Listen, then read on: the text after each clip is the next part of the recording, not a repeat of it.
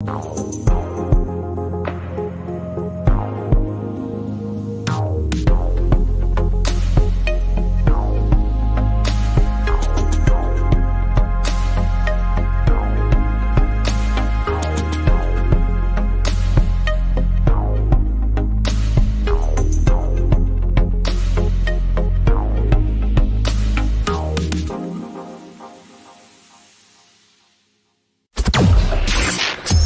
time for all your binge-worthy pop culture news. Welcome to Up and Adam. Hi, guys. Welcome back and happy Thursday. All right, guys, we're back to talk about the Real Housewives of Beverly Hills and Dubai. I just saw a comment where someone said to me, Adam, I really liked you, but the way that you're going against Garcelle and calling her a liar, I was like, you didn't watch the video because that's not what I said, and I'm totally team Garcelle over here, but we're going to break into both franchises, and there's a lot to talk about. So before we jump in, if you guys haven't already, go ahead, smash that like button. If you're not subscribed, get subscribed. Don't forget to hit that notification bell, and with that, let's welcome Jason. Hi. Yay. Isn't it so funny how keyboard warriors are so quick to the keys before even watching the video? Watch the freaking video. Watch the video. Then you can make an opinion and then you should comment. I mean, that's the way it goes, right? Well, I mean, in the video, I understand. I said Garcelle is slammed as a liar because Erica is trying to now, put her or like label her as a liar when it's total deflection. It's deflection. I mean, this was the episode of hypocrisy. Okay, speaking of Beverly Hills, Dubai, we have a lot to get into too. I felt like both episodes last night really brought it. How did you feel? Mean, it was wild. It was wild. I want to ask you, let's start with Beverly Hills first. And I do know some of our Dubai ladies are in the room watching because I just spoke to two of them. But let's start with Beverly Hills first. What would you rate last night's episode 1 to 10? Ooh. And before you do, I was just talking to my friend John. Yeah, John. Yeah. And I want to read you what he said because I'm curious if you guys think the same thing. He said, honey, Beverly Hills is so bad this season. He said, it's just jarring. And I said, I mean, it's good, but it's cringy. He said, Kathy was the only funny thing about it, calling out the ridiculousness of the charity name. This season just feels so drawn out. Are they saving all of the explosive drama for these last few weeks? Yes, the answer is yes, John. Yes, the answer is yes. I mean, this whole season has feeling kind of drawn out, and there has been a lot of like, it's been a very, like I've mentioned this so many times before, and I don't want to sound repetitive, but it has been kind of a dark season. And it always feels like, the Real Housewives of Bullyville, it's just kind of like, it makes you, and I've said this before, it just makes you cringe to get through sometimes. However, last night, I mean, Sutton, Garcelle, they were like ready. It was so good. But before we get into it, I do have to say, we got a lot of great quotes last night. Okay, from Sutton with Sutton said, toothless, not homeless, they should rename that organization. And then you have Garcelle with Google me if you want to know me. I don't have to make you look bad. You can do that on your own. It's funny. It was a good episode. And I did want to point out too, because people were talking about, this homeless, not toothless organization. And I do feel bad because you don't want to make fun of a charity, right? And we talked about this last week, but I just saw this and I wanted to share it. Tasteless, not toothless. Charity Navigator gave Dorit's cause, homeless, not toothless, a failing grade. It's from Face Reality 16. Finance and accountability. The score is a 46 out of 100. The score earned by homeless, not toothless is a failing score. Ooh, gosh. Well, you know what was so interesting is I know it was a charity dinner, and I know they were gifting like a smile and everything, and bringing attention to it, of course, and awareness of, because it is on television, but it's not like any of the women were donating money or whatever. They were just showing up for a dinner or that we know of. What turned into a drunken fight. Yeah, that we know of. Yeah, but then, okay, so let's just jump in. Jason, what would you rate this episode 1 to 10, 10 being the highest? I'm going to give it an 8.5. Okay. I think I'm right there with you. I'm going to copy you with an 8.5, but we saw Lisa Rinna and she's like screaming across the table at Sutton last week. And then she's like, you know what? I'm not going to do that. I'm not going to like go in on you. And I'm sorry, guys, I'm grieving and, like, give me a pass. And I do feel bad for her. My heart breaks for her losing your mother. Right. But then it's like, it switches in 2 seconds and here we go again. Like, I mean, like I said with the hypocrisy, right? I mean, last week we got that moment where she was this moment right here. Right. And which now just seems so put on after Like a she soap just opera. quickly snapped back into I'm going to attack you. And while Diana was talking to Garcelle about not, getting to know her, not feeling like she's tried to get close to her, Lisa is telling her, hey, do you hear Diana? Do you hear her? And Garcelle was like, do you? Like, it was so funny. But But she's when she opened her mouth with this and it's called fear, I'm like, girl, sit down. yeah, Like, be sit down. Like, we were just talking about your mom and how you're grieving, and now you're going to go in with this whole fear spiel. And do you hear her? But yet, do you hear Garcelle? Does anybody at the table, aside from Sutton and Crystal, I would say, hear Garcelle? I mean, and Garcelle made a great point last night. She's like, I just want someone at this table to back me. But there's such a clear divide. And there were so many people, including ZWay, who is absolutely hilarious. But I also saw, oh my gosh. What's that agency? Luber Rockland? Yeah. There was an agent from there who was like, this is absolutely ridiculous. Like, Lisa Rinna and Erica had become caricatures of this like mean girl sort of dynamic, and now it's just awful to watch. So many people, Rinna and Erica, were trending on Twitter last night and this morning because people are not happy watching them on the show. They're actually getting pissed because they're like, this is absolute bullshit. Sorry, excuse my French. It's so funny how they're little partners in crime, and you can see it. You saw it at the Rena Beauty party, which we'll get into when we start the recap. But I mean, people are calling out the right way. I do want to bring up what you mentioned, ZWay, which was really good. I love her. And no, she's fantastic. And this is from Reality. Oh my gosh, now I'm forgetting their name. Anyway, I'll find it. But they caught the tweets, and ZWay said, as a character, Rena has no clear motivation in any scene. She is not grounded, and that's why it doesn't work. She also said, anyone who has beef with Garcelle is not to be trusted. And I believe the Fox Force 5 is the axis of evil, and it is our responsibility to break up this monopoly. And I thought that was hilarious. Listen, I know we're going to flip-flop all over the place here, but, Dorit was sitting there talking about how Garcelle expressed concern for Erica's drinking. And she said, when you did, Garcelle, when you had a conversation with me, PK, and you sat down with me, you said, don't be Kyle, don't be Kyle, don't be Kyle. And Garcelle's like, relax with that, girl. I said, don't be Kyle. Like, you're making it sound like I was like coming at you, like, don't be Kyle. And Dorit, you expressed concern too, because at the Rena Beauty party, Rena Rose party, there's so many Rena things being pitched right now. I feel like we have Heather Dubrow on the show. You honestly, like, you see where Dorit's like monitoring Erica's drinking, and they're trying to make it look like Garcelle is going around to everyone in the group. But here's the thing. Erica made a point. These are my friends. Garcelle's like, yeah, no shit. We get that. There's a clear divide in the group. But she's like, these are my friends. And if they felt like something was wrong, they know me the best, and they would come and say something to me. Okay, sure. You and Garcelle are not that close, but the minute that you talked out of the left side of your mouth to Garcelle's son, that is when you open the door for her to have an opinion and be able to say whatever the hell she wants. Sorry. I mean, yeah. I'm getting annoyed. It was an annoying episode because in that moment too, remember there was a whole moment where they were talking about the drinking, and I was like, Dorit, it's your time to like pipe in and be like, you know what? I care. And I had a conversation, but it's so funny how this Fox Force 5 or whatever, Faux Fur 5, I don't even know what they are anymore, just like literally quickly switch. They are like, they're like the rebellion in Star Wars. They're not giving up.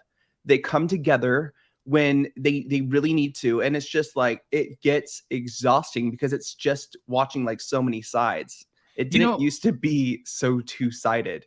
Erica really tried to, she tried to reach, have a good stretch. She tried to have a moment where she thought she was being like really cool. And she's like, oh, ma'am, speaking of drinking. And Diana's like, wait, do you have a drinking problem? She's like, I don't have a drinking problem. And she's looking at her and she's like, you're trying to spread around this like false narrative that I have a drinking problem. And I'm thinking in my head, I'm like, you want this moment so bad, and you want to try to make Garcelle look like she's like some sort of mean girl from the side, like a little sniper from the side. And she looked at you and she's like, you're trying to make me look bad. And it's not out of concern. I don't believe that it's genuinely out of concern. She's like, I don't have to make you look bad, Erica. You can do that all by yourself. And she's like, and you can look like a liar. But How about Garcelle that? brought up a great point too. You know, she said, whether you don't affect my life, like I'm caring about you as a friend, but whether you choose, I forgot exactly what she said, to do something about your drinking or not, that doesn't affect me. Right. She You said, know, blow up your so life. yeah, go ahead, because it's not going to affect Garcelle's, that's for sure. And Erica was like, I can blow up my life or put it back together. It shouldn't affect anybody in the group. However, let's get back to Sutton's comment calling her a liability, because at the end of the day, you sat here and you tried going to Sutton's friend, Garcelle. And if anybody's guilty of drawing a clear line amongst the group, it is the Fox Faux 5, 4, whatever you want to call them. They're the ones who created this clear divide. So if Sutton is talking to Garcelle and, Garcelle ends up telling Sutton that, hey, listen, Erica called you a liability. Yeah, Sutton wants to address this because Sutton actually came in with facts saying, listen, you're calling me a liability or a hindrance to, Garcelle, and saying that you guys can't forge some sort of relationship with her because she's too busy protecting me. Yet I'm getting served with letters from lawyers asking if I could be a third-party witness to something that I've not even witnessed because of the Girardis. Yeah. So, I mean, that is a liability. I mean, she said it last season. And so here we are again. I just think it's so funny. Here's what I've been asking for, because I like Sutton a lot, but in the first few episodes, it's been kind of a slow season, and I'm not like slutting for Sutton like some of the the social medias are going and calling themselves. But now I'm officially slutting for Sutton. I'm a slutting for Sutton because I love how she did not back down this time, and she just kept going. And that's what I've been wanting to see from Sutton, is just like a little more kind of not standing down when you go into an argument, and not be afraid of Erica and Lisa and, Air Force 5 or, It's not okay. It's not Air Force 5. And Lorena, thank you for the super chat. We appreciate you. I did want to bring up one thing. Murray, love and miss you guys. Murray, I'll give you a call. Oh. I'll give you a call later, either today or tomorrow. We have a lot going on today, but I always call Murray on my walks too. We have good little talk session. But I wanted to bring this up because I saw that Lisa Rinna, who looks like this, got some smoke for making herself look like this. Holy hell. I mean, there's the group photo too. It all came in like they had, what? No. I mean, it just looks like Lisa Rinna. It's just Lisa Rinna looking like an Oompa Loompa in the back. I mean, this is crazy. Do you remember this? Why are we doing a Rinna beauty party again, though? Yeah. I mean, no, I honestly, because it's not. No, I do remember Luann doing blackface, and that is not right. And I understand what they were going for with the Studio 54 look and that time and everything, but not that Lisa Rinna, like not that. But I'm confused on why we did do another Rinna beauty party when it was the same people that came to the Rinna beauty party this time, except it was on a rooftop and not in Crystal's backyard. I don't know if what happened to Rinna walking into that party, this beauty party, which is so funny because these housewives, they have these events, and I see on Twitter where people are like, there's nobody at this party yet. You put together this whole event. Well, they put together the whole event because it's a write-off. Bravo's probably paying for most of it, and it's getting a ton of exposure, millions and millions of views. And so the name is being, plastered everywhere. So yeah, why not throw a $10, $15, $20,000 event for 8 of your best girlfriends, or maybe not your best girlfriends. But Lisa Rinna walked in. I'm ready for the second Rinna Rosé party. Oh God, I'm not. Lisa Rinna walked in like this, and when she did, guys over 500 in the room, smash that like button. Hey, she walks straight to the bar, starts reading the names of the bar, the cocktails, and then she's like, I need a drink. Are you guys the bartenders? I need bartenders. I can't do this dried fruit shit. I need real lemons, real limes. Where are my bartenders? I need real lemons and real limes. And you see the women. But Adam, she's grieving. She's grieving, so you have to give her a break. She's raging right now. You can't just be a jerk to everyone. I understand you're grieving, and you want to lash out. No, I'm totally kidding. Because listen, I've lost people. A lot of people have lost someone in their lives, a parent, a grandparent, uncle, aunt, friends, everything. It's just the opposite of grieving for me. Like there's no compassion, right? And every chance, it's just like with Erica, every chance that Lisa gets to offer some compassion or kind of change face on how we look at her, she chooses to do the opposite. And they just look worse and worse. And I'm now, when you said that there are some contracts ending, I'm now thinking that people are kind of done with Rinna at this point. No, I know. It's We need a wild. break, I mean, a pause. the polls on my channel, like thousands and thousands of votes. Like it says right there, it's almost like we're doing like research and development for Bravo. Angela, thank you for the super sticker. I'm not giving us that much credit, but I'm saying like, you know, it is wild because you can see all of us watching and people who watch in the replay crew, we watch these shows. So you're getting opinions from everyone. How do they feel about certain things? There was another moment that caught me off guard when Sutton was trying to talk at this Rena Beauty party. I can't remember Rena Beauty. The Rena Beauty party, homeless, not toothless, toothless, not homeless, homeless, not toothless. So at this party, did you see where Lisa Rinna snaps at Sutton? And she's like, I don't need to have your back, Sutton. Have your own back, Sutton Strack. And I'm like, living for a moment. So living for a moment. It's literally, it's caricatures. I feel like now, you know, Beverly Hills is like, they're given like their rundown for the day. It's like, okay, this party, act like this and do this, and we're going to have this situation. But we've seen so much or so many times this season, Erica's looking for that moment. Lisa's looking for that. Yeah, it's like, it's so sad. It's like watching Taylor look for a moment in Ultimate Girls Trip. You know, no, it's like, I know. Stop. It's real. It's crazy. Honestly, Ebony Dix, I agree with Ebony Dix. Rinna needs several seasons pause. You know, we're seeing someone literally self-implode on the show. There's no reason for her to be as aggressive or nasty as she's being. For Sutton, you know, Kyle Richards did an interview, and it was either on the Beverly Hills After Show. It was on one of them, but she talked about how she thinks that Lisa Rinna cannot, you know, get past Sutton saying something about the Elton John Oscar party, whatever, table, that whole debacle. I mean, but Sutton, Lisa also said it wasn't that big of a deal. Sutton also apologized 500 times. And then Garcelle even said, it's not that deep. You know, I understand that you felt like, okay, you're trying to paint us to make us look bad. She apologized. You accepted the apology. So at that point, we don't want to hear it anymore. If you wouldn't have accepted the apology and you would have just said, listen, I don't like you. I don't want to be friends with you. You talked about my husband. I'll be cordial. I would have had way more respect than that because this is so flip-floppy and exhausting. I feel like I'm playing a freaking game of tennis. It's like a back and forth. I don't know when she's going to snap or when she's not going to snap. And that's probably why when they're saying that Sutton's such a liability to Garcelle, if you really break it down, that's probably why Sutton's coming in with the shit that she's saying about liabilities and going in on the rest of the women because she doesn't feel safe. I mean, she knows that every time she walks into a scene to film with these women, if Lisa Rinna and Erica are going to be there, she will be a target. She knows this.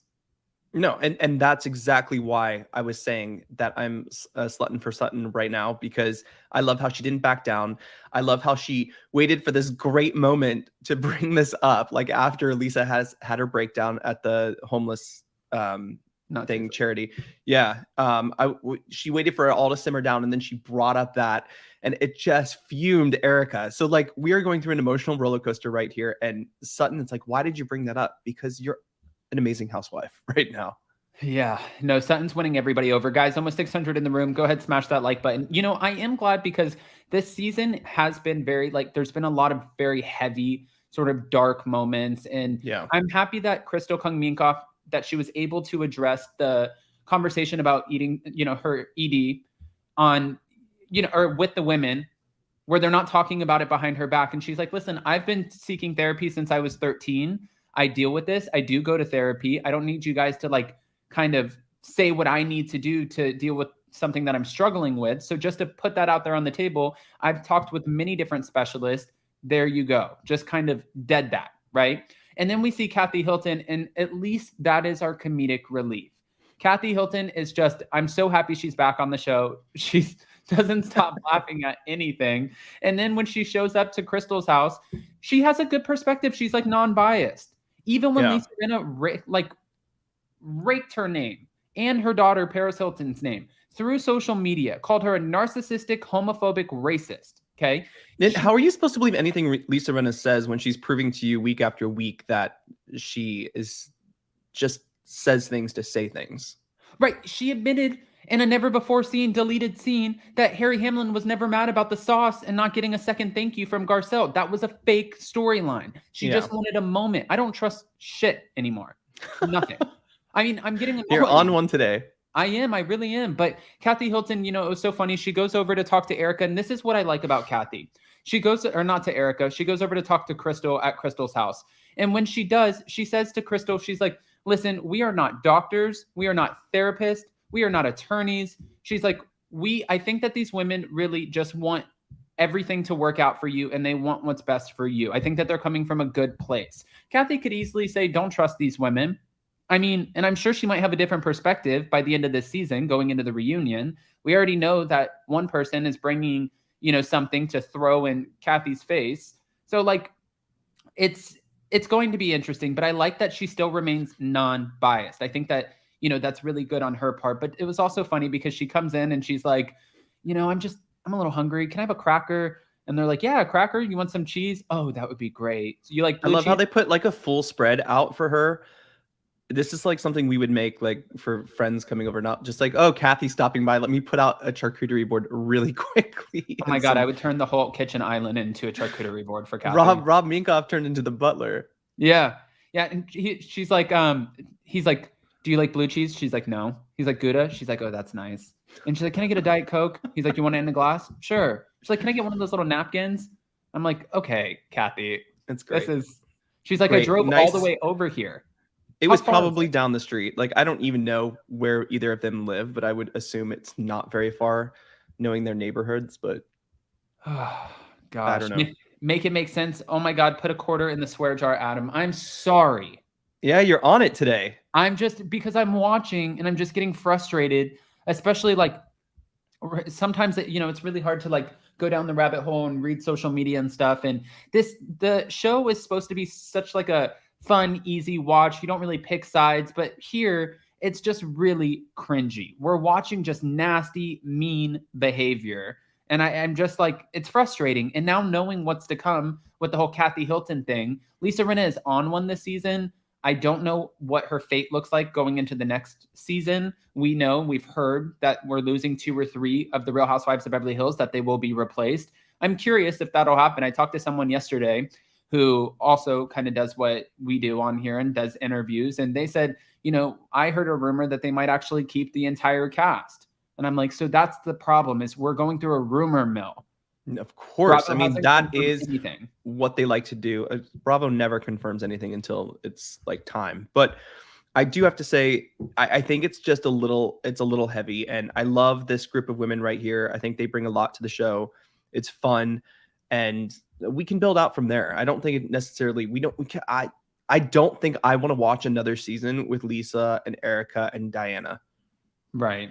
And Diaz said Hilton will be naughty next episode. I hear. No, it's not next episode. It's the one after. That's when we get the finally. And I mean, listen, we've been hearing about the Aspen drama for so long that I feel like all of us, we just need to do like a watch party or something, because I want to know what happened. I don't actually think, I appreciate the fact that we were watching reruns last night where Denise Richards sent cease and desist letters to Bravo and production because she did not want the footage of Brandy claiming that they had an affair to get out there. So she sent cease and desist. Obviously, she's no longer on the show. For Kathy Hilton, she didn't send any cease and desist. She just did an interview and she's like, I don't know what's going to air. I don't know what conversations are going to be had. She said, I had a moment of weakness. I got frustrated. And she's like, I got really upset. I got upset with my sister. And she's like, we're good now. It sucks. Sucks that it happened. It wasn't caught on camera, but I don't know what the conversation's like if someone's going to say what actually happened. Yeah. I am curious though, but she's not trying to block them from doing it. We have heard mixed things about what it could possibly be. So that makes me even more curious. Like the next 2 episodes for me, I'm just going to be very excited to watch and see. I've heard some like Sutton debunked one where she allegedly called Sutton's assistant a homophobic slur. Sutton said that's not true. That didn't happen. Then we heard that she yelled at the DJ and said that she wanted Michael Jackson on and said that she had white privilege. I don't believe that for a second. She's not going to do that. And then we heard that she made a comment about Kyle's kids and the way that they look. We heard that was the comment. So we don't know. I wasn't in Aspen. I don't know. I am curious to see though. Okay, I have a question for you because I always say this and I know it's not popular opinion and I'm not saying I'm like Team Kyle or whatever, But there is something because she's like what the only OG left around basically since season 1, right? Right. Think about that. Yeah, She's that messy like I as hell can't. this season too. She is so messy this season, but I'm here for it. Like I'm okay with it. She is like producing for sure, but there's something that I can't imagine Kyle not on the Real Housewives of Beverly Hills for some reason. Right. But she is having a slow season with storylines, sure, but she is always just calling shit out like right away. Not calling it out, but kind of stirring the pot whenever she can, and she's involved in nothing happening. Right. Well, and that's like how at Ren of Beauty. She's literally taking a page out of Lisa Rinna's book because Lisa Rinna really never has like a real storyline, and she stirs the pot. But for Kyle Richards, she's funny. She gives you the opportunity as like a producer, and she's like, Sutton, why don't you ask Erica why she called you a liability? She's like, I don't want to do that right now. Erica, why did you call Sutton a liability? It's like, Jesus, like you're ruthless. But I do like Kyle Richards on the show. Listen, I saw a comment in here. What? That comment was stupid. I saw a comment. Sorry, I just got completely thrown off. No, what kind of comment are you looking for? I don't know. I was hit on the head. I forget things. That's all. She's stirring the pot all the time. Time to go. Yeah. I don't, like it is what it is. This franchise, I kind of want to talk about Dubai at this point. Is there anything that we missed? Over 720 in the room, guys. Smash that like button. Did we miss anything for Beverly Hills? Not anything worth talking about. I had one thought, and I know this is going to sound funny, or maybe not funny, but when the husbands are there, why do we see Dwight all the time? I listen, in real life, I know Dwight, I like Dwight, but like, why are you there on the show at this point? It just looks like you're hanging around. It looks very thirsty. Thirsty, yes. It looks like you want to be on camera. But for what reason? To tell people that you're friends with Kathy Hilton or Lisa Vanderpump? What does he do for a job? Something with tech. Something with tech. Yeah. Lori Wood said, I hear that Kathy won't be coming back. Not true. Kathy did say that she would come back. She just won't take a full-time role. She wants to be a friend role. And she also said that she wants Kim to come on the show too. So I'm guessing what would happen is they would bring on Kim to film with Kathy, both as friends. That way they can reintroduce Kim into the show. I think Cherie Zampino will be upgraded to a full-time role since she expressed on David Yontef's Behind the Velvet Rope podcast that she wants that. I think Diana Jenkins will be either off the show or demoted. I think she'll probably be off the show, really. And then I'm curious about Lisa Rinna and Erica. It makes me wonder because we are talking about them. There is drama. It's like a Ramona on Real Housewives of New York. We talk about her and she gives you something like, no matter what, she's provoking some sort of emotion out of you. It has to be the right kind that you can get frustrated with people, but at the same time, I just think Lisa has gone so far under the belt. If you keep Erica around, fine. I want to see what Erica will do without Lisa. That's what I was going to say before somebody put that ridiculous comment in the thing. Somebody said that I'm racist against white people because I only talk bad about white women. That's not what? That's made no sense. Yeah, no. And no, I'm not. So thanks. But what I was going to say is we need a cast shakeup because there's a clear divide amongst the cast. Like, we need someone to come in and break this up because there's no harmony here. It's like this side, and the only person who's really in the middle is Kathy Hilton. Yeah. You know what I mean? And Kathy Hilton, she pissed Dorit off this episode. Dorit was like, did you see the looks? And she's like, Kathy, it's a real charity. It's not funny, Kathy. She's like, it's toothless or homeless. It's an interesting charity, but you got to remember, like, I was thinking, like, Kathy has done so many charity events, and like that was her thing, right? She puts together events and charities, and I think she's just probably like, okay, again, we're like in Dorit's living room at a dinner, whatever table set up, watching Melissa Etheridge, really not focusing too much on the charity, and then the whole charity event is just breakdowns. So I can see how it would be kind of funny. The poor charity people didn't even get to talk about their own charity. It's just, I can see where Kathy is just probably like, this is a joke. Not the charity, but the event. Okay. Xavier Young, I think this episode, this is the episode the Flatline Force 5 turned on Kathy. That's actually 2 episodes from now. And then someone also said, where was it? Because this is an interesting, it was Tyra Rose said, Kyle is about to flip to Garcelle's side, I think. After this, you know, Kyle did mention, because I've been a little annoyed with Kyle, knowing that she's let who she calls her best friends go on and ream her sister through social media, again, calling her a homophobic, narcissistic racist. I don't, if I have a problem with my family, my sisters or my brothers, and we argue, like we go at each other, that's fine. If I have a best friend who's slamming them on social media on a huge platform with millions and millions of followers, calling them the most horrendous things, that would not be my friend. So I didn't understand, and I still don't understand, how Kyle is able to continue a friendship with Lisa Rinna. And I am wondering, maybe she will flop over to Garcelle's side. I think that Kyle and Garcelle, they get along now, right? I would think so. I think so. That would be interesting. I mean, Kyle is known to be a flip-flopper in the past, so I could see that happening. Yeah, but also too, you know, speak your mind, just remember to be kind. Thanks, Ebony Dix. I think that would be good because Kathy Hilton loves Garcelle. Garcelle loves Kathy Hilton. Why not? You never Why know. not? All right. Might be a good team up for next season. A good team up. Kyle has 0 allegiance. I like Crystal. This is the truth. I think she's afraid of a lot of these women. I agree, Adam, dead on. If Kim's on the show, she would defend Kathy. And oh yeah, if Kim came on the show, I think that she would rip Rinna a new one. And that's the thing, is if they bring Kim back, I'm good. I want to keep Rinna on the show because I want to see how Kim reacts to Lisa Rinna after the end of the season and however the reunion plays out, because she does defend her sister. I mean, we saw that. Remember when we first got our first ever episode of Brandy when she was like on crutches? She's like, "You're a pig." And you're like, "Ooh, okay." Kim versus Rinna, bring Kim back. All right. I mean, that's in the realm of possibilities, right? It is. Jewelry Maker once said, "You have to admit, homeless not toothless is an absolute ridiculous name." Yeah. I mean, I don't want to talk bad about a charity. I didn't understand the name. Dorit's very well. I mean, a lot of passionate. people brought up great points in the comments when we were talking about this last week. That, you know, when someone is out and down like that, to give them the gift of a smile and teeth can help them, you know, get jobs and move forward with their life. However, I think like a dentist offering a smile full of, I mean, I don't know. I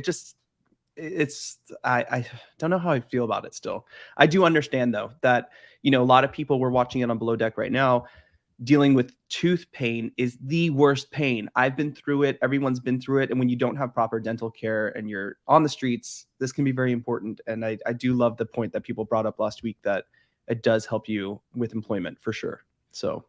Okay. Shay N said, Dorit attacked Kathy, but not Kyle for laughing. I mean, pick and choose. Kathy too, she's like, "Listen, I've helped the homeless and the toothless." And she's like, God. She looked at Garcelle and she's like, "Did you just see that? Like, she just like came in on me for no reason. What did I do?" She's like, "Homeless, not toothless, toothless, not homeless." I don't know. All right. We're going to pivot here. We're going to go to the Real Housewives of Dubai. But before we do, Jason, did we miss anything? I'm excited. I just want to get to Aspen at this point. Same here. I'm really excited. Kyle did the invite. Diana's staying in a hotel, so we know that. Okay, cool. I just want to see how this season is going to finish at this point, because it has been, like we brought up at the beginning, getting a text from our friend, it has kind of dragged on a little bit. And it's been dark. It's been heavy. It's been, you know, but I have to tell you what hasn't been is the Real Housewives of Dubai. I know a lot of people are like into it. A lot of people are not into it. But honestly, this is the perfect show to put right after Beverly Hills, because it is just a little less toxic and more cotton candy. And I feel like they just got so interesting, and now we're so invested in these ladies. And it's like on the season finale, and I'm like, what, are we already there? Yeah, we're already there. I feel like Dubai came and went so fast, but you have to think about it. Of course, they're not going to give as many episodes as like Beverly Hills has like 22, 23, 24 episodes. And then Atlanta is going to have 14. You know what I mean? So yeah, I think it really depends on the drama, and they will be able to end on a high. Before we talk about the episode though, guys, I want to hear what you guys think about the Real Housewives of Dubai reunion looks. Let's go through and talk about them. And I want to hear what your favorite one is, Jason. Do you want to go through them? Sure, I'll go through them. Okay, I don't know. I think my favorite would have to be Sarah Almadani's. But there were a lot of great looks. There were a lot of not so great looks. But let's go through them really quick because I think that would be fun. Yeah.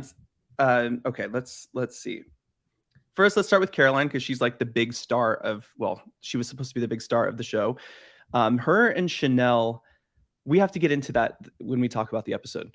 Yeah.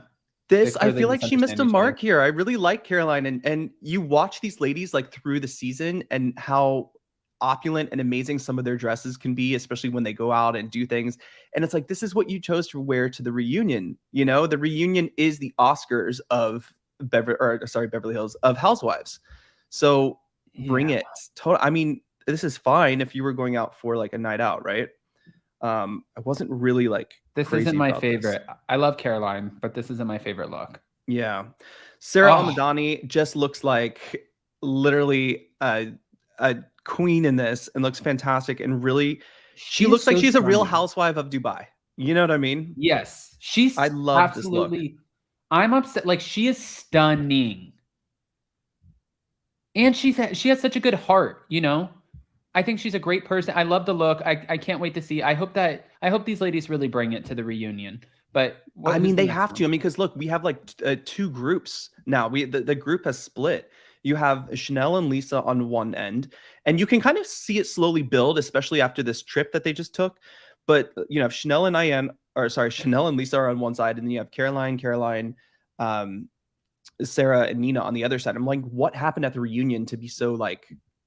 What happened? What happened? I also love Nina Ali's look here. A lot of people were comparing like a it. Housewife of Dubai. You know what I mean? Like, yeah, stunning.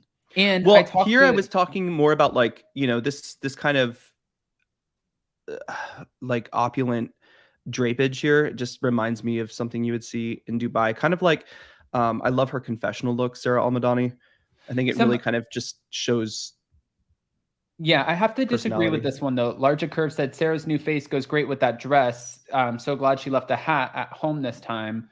I think what we forget is that Sarah Almadani, 9 times out of 10, when we see her filming on the show, except for when she did that speaking engagement, she doesn't wear makeup. She always just comes like fresh face, no makeup on, and this is full glam. So you have contouring, you have things going on.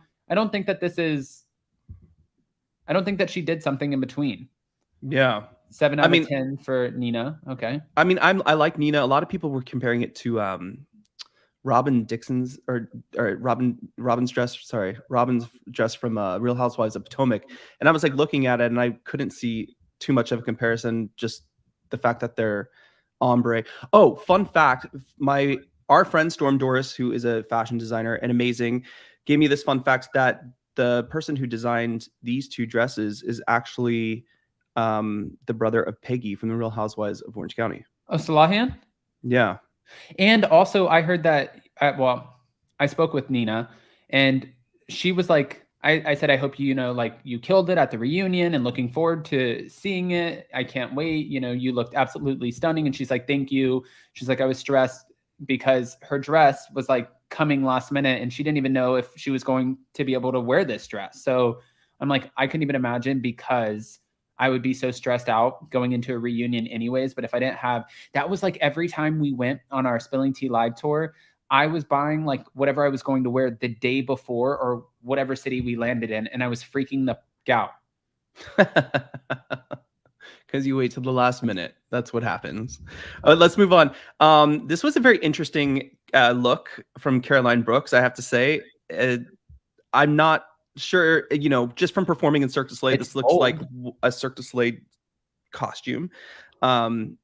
It's nothing that's giving you like with Ice it. Queen. It's just, I don't know. And that's so funny that you brought that up because I'm going to try to bring up, there was a text, and I don't even know if I have it or I uploaded it for you, Adam, but there was a text from that Caroline Brooks did put on her Twitter from Caroline Stanberry comparing her to an ice queen. And Caroline said, you know what, she's mean, but that's funny. So. I mean, listen, I don't think that I'm not in fashion, right? I think neither am I. Caroline Brooks is so beautiful. I don't think that she needed the big crown, but they're over the top. These Dubai women are over the top. And I think that she knew Chanel Ayan is going to bring it. So I think this was like I need to one up. I need to definitely make sure that I think the only person who didn't care was Caroline Stanberry. She was just like, I don't give a shit what you guys are wearing. She's like, whatever. Yeah. She's like, I'm going to put on this thing. It has like bedazzled shit on it and we're good. What did we think about this look? I think she always looks stunning. I mean, like, and there's always some kind of wow factor, right? With Chanel, no matter if she's just, going to Caroline's wedding or showing up for lunch or going shopping for gold, she always shows up in the most opulent wow factor dress. I thought this color was a very bold choice and really nice. And then I feel like Andy probably go back to her real quick. Yeah. I feel like Andy was probably like, wow, Chanel, you really brought it. And she's like, oh, you're so funny, Andy. This is what I do. This is what I wear when I pick up my kid in carpool. She's like, I just brought it with me. You know what I mean? Like your kid in carpool? Yeah. She's like she dresses to the, I could never. She puts so much work into her looks, but just like she was trying to explain to Caroline Stanberry, her job is a model and she gets paid to wear these fabulous looks. And she also gets a lot of these looks probably for free in order to wear them and promote them. And I mean, look, and I love how she thought about too. I do have to say this is look how it looks when she's standing up in full length, right? And then sitting down, it has the same wow factor. It gives you the same punch. This is why I like this dress a lot. I also really like Lisa Milan's dress. Big Bird for sure. Listen, anytime you have big ruffles or a big yellow dress, someone's going to say Big Bird. Like it's not. Yeah. If that's like the worst you can say about Chanel Ayan's like look, then she freaking killed it. But like I said, I mean, full length and sitting down, if you can pull off a dress like that, I think it's great. I love Lisa Milan's dress too. But like I was saying earlier, a lot of these ladies, they outside of the reunion, they dress opulent, so it's not like Lisa Milan. Sometimes I feel like they're like a lot better when they're not in the reunion. Now that I'm like looking at these photos, I'm like, no, these are great. No, they look. What do you mean? What? I mean, these are incredible, but their reunion looks are amazing. If anybody who and this is no shade because I know she watches Caroline Stanberry, I love you. But if anybody, I think she might dress better outside of the reunion than she did on the reunion because Lisa Milan looks like $1 million. Chanel Ayan looks like $1 million. Nina, Sarah, Caroline Brooks, like I don't even know where the hell you get something like that. Right. That's why I was like, maybe she called it Cirque du Soleil and asked for a costume. I don't know. It was interesting for sure. And I'm excited to see the reunion. I'm excited to see what the seating looks like. There's lots of prospects floating around on Twitter and online right now. I believe the seating chart. Oh, so do I, because like this is this is probably accurate, right? There's only 6. Yeah, I mean, Caroline Stanberry is going to be right next to Andy anyways because of the Ladies of London and the connection and also putting together the cast. Chanel Ayan, Andy is obsessed with her. Lisa Milan is obviously going to be right there to support her friend Chanel Ayan. Caroline Brooks is going to be right in the middle and across from Chanel because they have so much back and forth. And then Sarah and Nina, I mean, unfortunately, you have to have those last 2 seats. And I get the seating chart. I do get it. 100%. No matter what, I just saw the seating chart for Real Housewives of Atlanta, and I saw that Candy was on the very end, like not closest to Andy, and I was like, "What? Crazy." Yeah. But. Crazy. Anyway, I guess we should jump into the recap of this episode. I mean, we started where we left off, which is back to the fight between Chanel and Caroline, and literally at the very end of the episode, it just turns out to be a whole miscommunication, and I kind of understand where they're both coming from. Listen, I do and I don't. Okay. I have to say, Caroline Stanberry is going to kill me. I have to say, Caroline keeps asking Chanel about what does she do for work, right? And she's saying, I want you to do, I've built my life because I'm so business oriented. I think that you just need to make sure that you're working, like you protect yourself and you don't rely on someone else. And Chanel is saying, I like relying on my husband, but I also love what I do. I do work. She also just announced that she's doing a whole beauty brand. So like Rena Beauty, it's going to be I Am Beauty. So she does work. And I think that it would be frustrating. I had somebody the other day who asked me, they're like, what do you do? And I get this all the time. What do you do? I do YouTube. Yeah, but what do you do for work? I mean, like everyone does something different with it, like I think it's It's interesting to compare Caroline and Chanel and what they do because it is very different. Caroline has built a very big influencer brand for luxury brands. Chanel has been this top model and also a brand ambassador for a lot of big designers and products and stuff. So I just thought it was such a miscommunication because I think that for Ian, it was hitting a nerve of like, you don't know my story and how hard I had to work and where I came from to get here where I am now. And I don't think that's what Caroline was necessarily saying. I think Caroline was almost saying like, yeah, that's great. You have your husband, but why not? I think she was saying like build something, expand. Exactly. Yes. Great but word. Also Chanel could look at Caroline across the table and say, what do you do? Like as an influencer, like she's like, I don't understand. You're a model. She's like, well, I don't understand. You're an influencer. Like, how do you pay for your house? How do you pay? I mean, at this day and age, they're the same thing. Right. But also, and I understand Caroline Stanbury, that's not true. But Caroline Stanbury, you know, she like you said, her engagement is so high on social media. That's why she gets paid big bucks. But she doesn't have like this crazy over the top following on Instagram. Yeah. On social media. I think she has less than 1 million. Yeah. So it's not like, you know, we have friends like, for example, Sheena on Vanderpump Rules. I think she has almost 2 million, or Lala has over 2 million. They're not getting paid or living a life even close to what Caroline Stanbury, you know, was living. But Caroline was married to a very, very wealthy man. She did have a business that she had to eventually close down. I'm sure she saved up. And I think that she had a nice cushion before really focusing on being an influencer. Absolutely. I mean, then you have to remember too, like Caroline is also a brand ambassador for big cosmetic, like Botox things and hotels and stuff like that. It's not like it's Sheena or some of the housewives who are like, here's my Slim Fit drink that I'm drinking today. It's a different kind. I would say it's more of a quality. Not standing up for Caroline because I do love her, but I'm just saying it's on a different level. Yep. And also too, though, I am curious because, you know, a lot of these things that she does, like staying in that $50,000 a night, like big place, and, you know, like the Botox and the cosmetic stuff, a lot of times it's in exchange for, I will post you, I get all of this stuff for free that I would normally pay a lot of money for. It's not really like, I will post for you, I get all of this stuff for free, and you're going to pay me a salary to do it. That's not really, you know what I mean? It's like product in exchange for post. I mean, now we're comparing Chanel and Caroline because I feel like they felt, or Chanel thought she was being compared, or she needed to validate herself to Caroline, and that really wasn't the case. It was just a miscommunication. I think it was alcohol, and of course it was alcohol. We're watching the Housewives. I thought it was so funny because I thought Caroline Brooks was out of it at one point. I was like, did you have too much to drink or what's going on? But when Caroline Stanbury, it was the hookah with the alcohol. That'll get you. That'll knock you on your ass. The hookah was after what I'm saying. Like when Caroline Stanbury left the table, Caroline Brooks got up and she's like, come back to the table, you know, sit there. You've done this before and let's just squash this. And she did, but Caroline wasn't ready for that conversation.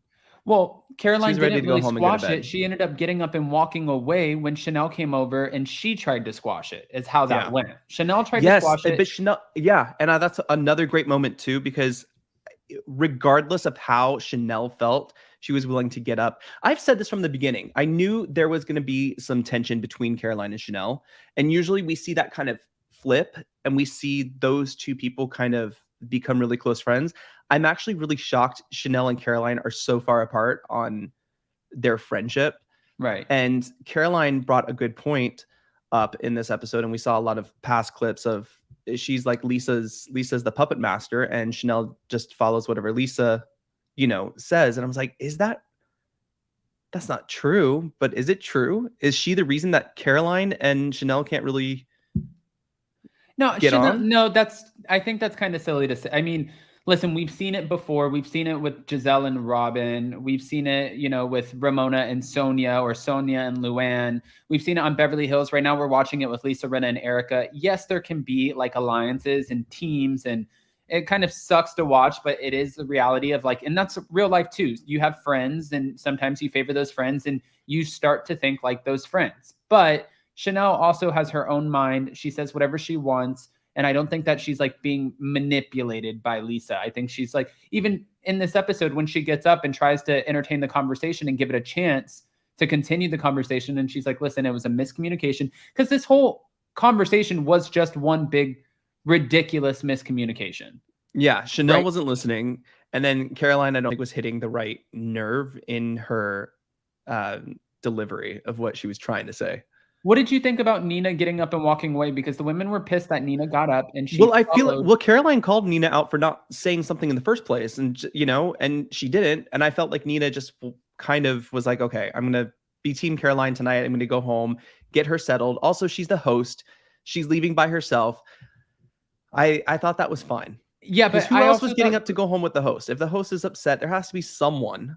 She's yeah, not but going to leave by herself. exactly. And like the women were like, you shouldn't have went with her because since you went with her, now she's not coming back. It's like, no, that's not Caroline Stanberry. Caroline Stanberry, when she decides to walk away, she is not coming back to begin with. When she shuts off, she's shut off. And then also you could tell again with the alcohol. And I think that she knew because she already had that moment with Sergio where she said, well, why don't you hook up with her, talking about Lisa? Remember, like the really bad, the exchange. I think that she didn't want another one of those moments because she already apologized for having too many drinks. So I don't think that she wants to keep doing that on the show. So she got up and walked away 100%. regardless. Nobody was keeping her there. I mean, yeah, no, 100%. I mean, one thing I don't know if I agree with necessarily is when Lisa called Nina kind of a social climber, and that's the reason she wanted to be around Caroline. And I'm trying to think, in what way would Nina be a social climber? Yeah, I mean, like her husband has a very successful business. They're building a penthouse on top of a building the size of Buckingham Palace. Like I don't think she's a social climber in any way, shape, or form. yeah, I don't think that she's a social climber. I think that, I was watching this and you could call it a flip-flop or whatever you want. I've heard things about people before. It's very high school where you've heard things about people or you're in social groups and you've heard about this person and you're like, they don't have the best reputation. But then you get to know them and you're like, oh, I'm forming my own opinion, even though other people say this about you. And I agreed at one point because I didn't know you. You're actually not that bad. And I think people I think this is, are you saying that's what happened between Nina and Caroline Stanberry? Because Lisa said that Nina has said horrible things about Caroline before. I think she repeated horrible things, which is just as bad. Yes. But I don't think that she knew her well enough. Like she said, they talked about it on the show. Remember when she was ordering her fries and they were staying at Atlantis? Yeah. She even said, she's like, we saw each other. We didn't really talk. We were just in the same social circles. And it was just like a hi, which could come off standoffish. But you know me, like, honestly, I'm so socially awkward and I meet people all the time and I'm like, hi, how are you? And then I see them again and they're like, hey. And I'm like, hi. But I come off like, you said that to me the other day. You're like, you come off like weird. I'm like, I don't mean to. I just like, no, it's so funny. Like and it's so funny with you in person. It's like the same way. You're kind of standoffish. So it's just, but Caroline even said it herself. She said that she doesn't like small talk. She doesn't really like to get to know people. She just doesn't do that. So and I don't really maybe like when they talk. met. Yeah, no. So I don't know. I don't know. I don't know. There's something about Lisa. It's so funny how the season can kind of lead you in different ways. Because I really, really thought I liked Lisa at the beginning and I didn't like Caroline Brooks, and it's almost like flopped. So I'm really curious for the reunion and what we're going to see for the rest of the season next week. No, see, I don't have one woman on the Real Housewives of Dubai that I actually don't like. No, I said that last week. This cast I completely like, but you got to be team someone, right? Right. Well, yeah, you have to be. Yeah, I mean, it's now we're being hypocrites. Elaine, you were great in person. Actually, when we did the live shows, the tour, I think it's because Jason was there, but I was just like in the element of like, hi, and really excited to meet everyone when I'm just out and about or we go somewhere. And then like I just start small talk, which I just said I don't like. So that's making me a hypocrite. I get really awkward. I'm at least I'm calling myself, I'm owning it. Okay. Okay. So I have a question for you though. Going back to Dubai, what do you think is going to be kind of the split between the group? Is it something that is going to happen at the reunion, or is it something that's going to be happening next week? Lisa Milan and Chanel Ayan have seen where Caroline Brooks is talking about Lisa and how she's puppet mastering Chanel, right? So Lisa's coming to the reunion anyways. I think, gunning for Caroline Brooks and going to say, like, why would you even say that? You're like spreading this false narrative. So that already makes that whole situation like a target. Then all of the women have blasted out Lisa Milan's business, saying that there's some shady stuff going on behind the scenes on Twitter. So Lisa Milan is obviously going to come in and she's going to be defending her business now that everyone except for Chanel Ayan and Sarah Al-Madani and Nina Ali, technically, they're collateral damage, but she is going to come in and protect her business. And Chanel and Lisa always have each other's backs, which is probably going to annoy the hell out of Caroline Stanbury because she thinks that they think with the same brain. Caroline Stanbury is not going to have time for anyone, but she has no real beef with Nina or Sarah Al-Madani. And Nina, at this point, she's created a good friendship with. And Caroline Brooks, she started to create a good friendship with. Sarah Al-Madani, there's no reason for anyone to target her in the first place. So that's what's going to happen. Wow, that was a very good explanation and very quick. Yeah.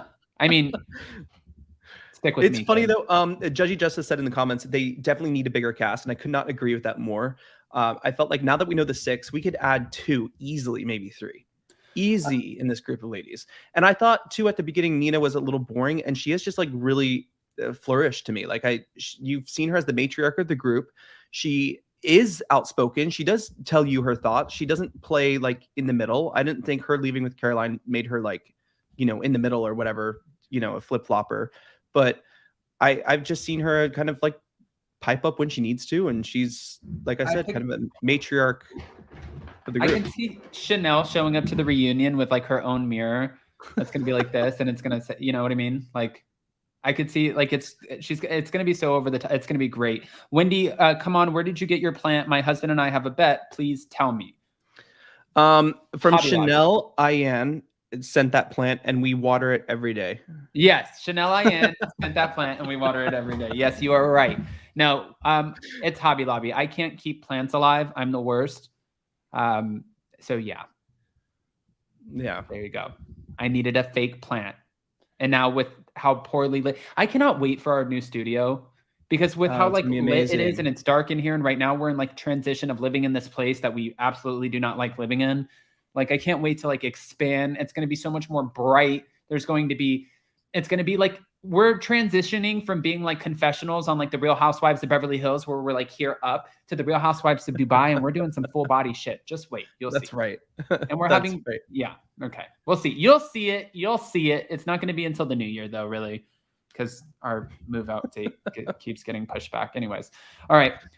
You know what? I wanted to talk about this too, really quick, because I spoke to Chanel Ayan, and I just wanted to say, I think that she has so much courage for sharing her story last night. And I thought that it was, I mean, that exactly that. So courageous of her to share that. My heart broke for her. I didn't even know, and I don't want to sound ignorant, I didn't know that that was a thing that people do. And she was explaining her culture and why they do it. I think that had to have been such a traumatic experience. And as you can see her talking about it and like breaking down and crying, it was traumatic for her. I just like, I could not. And it for me, like, what did you think about that? I mean, it was heartbreaking to watch, for sure. It was heartbreaking. You know, I'm curious if, like, you know, when you put yourself on like a show like this, or you start opening up to this new group of ladies, some that you've known and you haven't shared, because there's been moments that we've seen them kind of share stories and kind of get deep about their past. I mean, every lady on the show has showed us their family life and everything. But with Chanel, we know her background, but we didn't know how deep that was. And that's, to be honest, I'm sure that's why she's so fucking successful, because she just wants to break away, you know? Yeah. And God, that was a heartbreaking story. You know, I think too, I have to say, see, larger curves coming in with the female circumcision is an atrocity. They mutilate young girls for a higher dowry. That honestly, it's so, you know, for Chanel too, she loves her culture. She loves where she comes from. And she's explaining it in a way where it's not turning people against like her culture. She's explaining like, there's so many beautiful things about my culture, but then there were some, you know, really awful things that I had to go through that are really traumatizing. And she's such an open book. Some people would never go on TV and talk about something like that. And she's just like, this is me, the whole thing. This is what you get. I'm not sugarcoating. Like, we've never seen anyone like her. It's really just like, it's refreshing. it's You know, it refreshing. really is, because it's like, this is me. This is my background. I am what does she call herself? I am a African queen, which she is, and she just owns it, and she owns who she is, and she says what she means. And yeah, I really interesting that Yeah. that we got that personal story, especially so late in the season. I mean, she shared a Again, couple of refreshing. personal stories. She was supposed to marry her cousin. She ended up marrying her husband. She, like, the other stuff, like, it's just like, yeah, she has been very vulnerable throughout this. And you know what's interesting too, and I keep saying interesting, put a quarter in the jar for every time I say that. But you have other people on Housewives shows who try to manufacture a storyline or like a problem. Like, Sutton Strack, I'm going to hold you accountable because you're saying that you paid for that table. It's like, who gives a shit about that? Yeah, or No one cares. But then This you is have what real I life have to. happening. Yeah, and this is what I really like about Dubai, because some were like closer friends than others before the show started filming, and we've kind of watched their dynamic change, but there was nothing really overproduced, in my opinion, about Dubai. It was a slow start because it's a new cast, it's a rookie cast and their rookie season. I think that was, but nothing was really that overly produced. And I think Chanel helps that. Her relationship with Lisa and Caroline helped that. I think Caroline and Nina and Sarah Almadani just have a whole different, story to share. I just thought it was a good show. Yeah. And I think Good it's first season. important too. You know, Larger Curve said, as viewers, we resonate with, authenticity. Fake contrived storylines are boring. And I do feel that. And we are and the thing is, whether you believe it or not, this is like my little conspiracy theory, I guess. But I feel like after we were all stuck inside for so long, watching our Netflix, our Hulu, watching our Housewives, rewatching our reality shows, we just had nothing else to do but be locked in our little like bubbles. And I think we started watching these shows and seeing like, this looks so fake. I'm not even buying that. That's contrived. And it's like the viewers of reality TV, they started to pay more attention because there was nothing else going on. So now It's like, they're not buying it. They're not buying what you're trying to sell them. Before, it was like, oh, okay, you would watch it in passing. You know, it was something where you would come home from work, you would turn on the TV, and it was like, oh, this is funny. Like, I don't think too much about it. But then once you're like locked in the house, you're like, liar! Like, it's crazy. I don't know. I don't want to keep you guys too much longer. But all right, Jason, was there anything else from Dubai you wanted to touch on? No, that was it. I think it's, it came and gone too soon, because it was a slow start and a lot of people weren't into it. A lot of people didn't want to watch it for other reasons, and I understand that as well. But I feel like we have just gotten to know them now. And it's like end of season 1. Right. No, I agree. I think that we but I do like that. I would rather not have it so drawn out. Like, let's cap us off. Now the women know the game. Let's throw them into a season 2. Let's start filming that. Let's get on it. And let's add 2 other women. I think we should add 2 more faces. We got to know these ones. Bring on some more people. And I don't think it necessarily needs to be Phaedra. I don't mind Phaedra coming in and filming as a friend. We don't need Phaedra on Dubai. We need Phaedra other places, but not on Dubai. Yeah, exactly. So I don't know. We'll have to wait and see. Guys, I also wanted to add that this upcoming Monday is when we're doing Let's Whine About It. People keep asking me what we're talking about. You'll see. But Let's Whine About It. It's our members only live. It's at 7 p.m. Eastern, which is 4 p.m. Pacific. But that is this upcoming Monday. We will post it in the community tab. We have a lot of work to do this weekend. Jason and I had the coolest meeting. And what? No, sorry. We have so much to do this weekend. It's going to be fun. Oh, no, I know. Oh, I thought you were saying I'm talking too much. No. We had the coolest meeting. We met the most incredible family this week. And it was Monday. I don't want to talk too much about this, but I want to talk about it and Let's Whine About It. So inspired. I walked away from meeting this family, this incredible little family of like 6, which is not that little of a family, leaving like I could conquer the world. Like, just such an intelligent conversation, so smart, so like they're like a force. And I want to talk about it and what that inspired me to do, because we have so many other things that we're bringing back to life and things that we're going to start working on, expanding outside of YouTube. Just a lot to break down. So maybe that's what Let's Whine About It will be. On top of that, also, I have to talk about the elephant in the room, which is people on social media going in, talking shit to my family. So. Oh yes, yeah. We do need to touch on that just slightly. Yes, just slightly. I'm not going to give it too much. Just slightly. Not too much attention. Okay. And then we're flying out to California at the beginning of September. So we'll have another vlog coming up, and that's for all members. And like I said multiple times, and you guys already know this, we changed the membership fee. It's a flat fee now of $2.99 for everyone, because I can't sit here and complain about gas prices and BravoCon and then be like $9.99 when Showtime and HBO aren't even $9.99. I didn't think that made sense. Jason pointed that out. But right now, if you guys go to the community tab and join, it's 50% off thanks to YouTube. So it's $1.49. And then you can join us for Let's Whine About It. So yeah, I'm about to throw hands with someone. Haha, no. Adam was just having a Housewives moment. Maybe he should join the show. No, I can't. Sergio is going to join the show. Oh my God, are we going to be crying again on Monday? Seen on Dubai. No. No, end up, it's all positive. There's nothing. We cried last time because we went over our reading with Gina Marie, the spiritual medium. That was different. And that was like hitting at the heartstrings or like tugging at the heartstrings, whatever. But no, we're not. That's not what we're doing. No crying. It's going to be fun.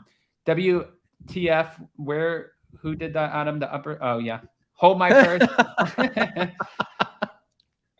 Oh my God. Yes, you're coming back to California. Yes, we're coming back. Please keep me in touch. Yes, Peacock, but I was referring to Dubai. I did not feel any sympathy from the therapist. What is the promo code?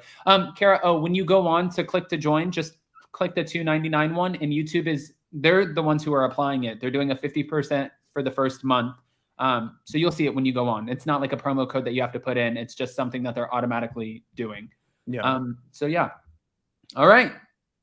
Do you think that they should have Real House Husbands of Anywhere? I wish they would. They already tried that concept. It was a failed concept. So I guess that means no.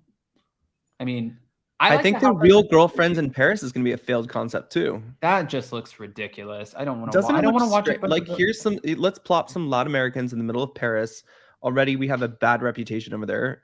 Like, why would you do that? Throwing wine on people. You're going to put cameras. They're extra they loud. Just put that on like the Travel Channel or something. I don't think that needs to be on Bravo. I mean, mark my words, the ratings for that show are going to be atrocious. I think so too. I was like, oh God, Paris, like how about Real Housewives of Paris? Like, let's do something, expand. If we're going international, we have the other international franchises that are, kind of not part of the NBC umbrella that we can watch that are really interesting. So bring something like Dubai, but let's Ladies of London has been gone for a long time, and we're missing a mark there with the Real Housewives of London, with the Real Housewives of Paris. I mean, how long are we gonna have the Real Housewives around? Let's try it. Let's try it while it lasts. I mean, I think that the girlfriends of Paris, they're like, what is Paris? I am Paris, and I'm breaking into the fashion industry and this and that. It's like, listen, I get where someone pitched the concept and it sounded like it could have been cute. Listen, we had my guilty pleasure on Netflix was Emily in Paris, and I felt that kind of maybe inspired something like this. Oh my, that's what Zach said. Really? Zach said the same thing. Yeah, I talked to him yesterday, and he was like, I feel like they were just trying to, they saw Emily in Paris, they saw that found something popular to successful, and they're like, let's do this in real life. Adam, you know what's crazy is we were having a conversation with a friend because we were talking about how long is Housewives going to last? Like, how long is this going to go on? Because eventually, a friend in the industry too, a friend in the industry, and he reminded us that Andy said when things are going downhill, they're going to start to collaborate and move ladies from different cities, and so I'm curious to see how long it will last because it just. And I don't know if Beverly Hills was the leader of this, but it kind of just got a little overproduced. And I think in Dubai we saw a little fresher take on it. Yeah. So I hope there's room for kind of a revamp. Yeah. I mean, how many do you think this has left? I'm going to say probably the best shows in the world come to an end. Game of Thrones. I'll say 5 years. I think that there's 5 years left for the Housewives because they're trying to expand now. They're trying to do different things. And you have to think about it. It takes an entire year to get through one season because they film it and then they play it, and it plays out like if there's 22 episodes of The Real Housewives of Beverly Hills, right? That's 4, 8, 12, 16, 20. Like you have 5.5 months of watching these episodes because you only get one a week. It took them about 3-4 months to film it, and then they get like a 2-month break. So that's saying that there would be 5 more seasons of some of these shows. Yeah, I think that 5. That's my answer. My answer is 5. I would like to buy 5, please. Karen R. Then Adam do you and Jason think should it be on will- Bravo. That will never happen. No. Elha, But thank then you. Then Ella, welcome. But then do you think though they would add any more franchises after Dubai? Because if they're doing Ultimate Girls Trip and mashups and stuff like that, Didn't they just add 2 in Africa? yeah, but I think that was under a different umbrella. I think it Oh, was just well, it I was think NBC just Universal. franchising it out. Yeah, but NBC Universal kind of franchises it out, right? Like with the Real Housewives of I'm missing Melbourne? it. No, Melbourne is good with Sydney. Guys, why am I missing the Cheshire? one that's in England? Cheshire. That's the one. Is it Um, Cheshire? Cheshire. Yeah. Cheshire. Somebody's gonna comment and tell me I'm stupid for saying it wrong. April, new Game of Thrones series this weekend. Larja Oh, so Curves excited. is a member. All right. Welcome, Larja. Oh my gosh, join us for Let's Whine About It. Oh, yes. Yes. And we take callers on that too. And that'll be a fun one. And again, no crying. But guys, we've been on for an hour and 10 minutes. Jason and I normally don't last this long. We have a lot to talk about. Let's Whine About It on Monday. Go join memberships. Jason, did I miss anything before we move on? No. Now Okay. I'm going to be counting down 5 years and see if you're right. Oh, I'm always right. No, I'm just kidding. Not. I'm just kidding. I'm in a good mood today. I don't know what's going on. Jason will probably ruin it in like the next 10 minutes, but The hell? oh, sorry. All right. All right, guys. Well, Moody thank you bitch. so much. And we will see you soon. We have another interview coming this week. I'll probably drop it on Sunday, right before the Real Housewives of Atlanta. And I'll post it as a premiere so that way we can all be in the live chat together. In the meantime, we'll have pre-records. I don't know what the hell we're doing this weekend, but if we don't see you guys again before this weekend, I hope everyone has a beautiful, memorable weekend. Stay safe. Don't drink and drive. Make some memories and put your feet up. But don't forget to smash that like button. We love you guys so much, and we'll see you next time. Bye, guys. Bye.